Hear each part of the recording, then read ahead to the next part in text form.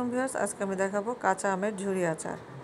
কাঁচা আমগুলোকে এভাবে ঝুরি ঝুরি করে কেটে নিয়ে লবণে হলুদ দিয়ে মাখিয়ে নিব। সরিষার তেল, এরপরে দিয়ে দিচ্ছি রসুন কুচি, তেজপাতা একটি, আর দিয়ে দিচ্ছি মৌরি হাফ চামচের মতো, দিয়ে দিচ্ছি সামান্য একটু পানি, দিচ্ছি ভাজা শুকনা মরিচ গুঁড়া করে, দিচ্ছি চিনি,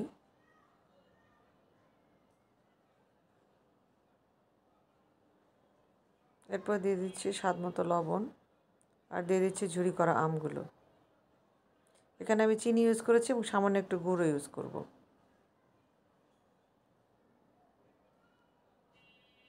কম্বিনেশনটা আপনারা আপনাদের স্বাদ মতো দিতে পারেন।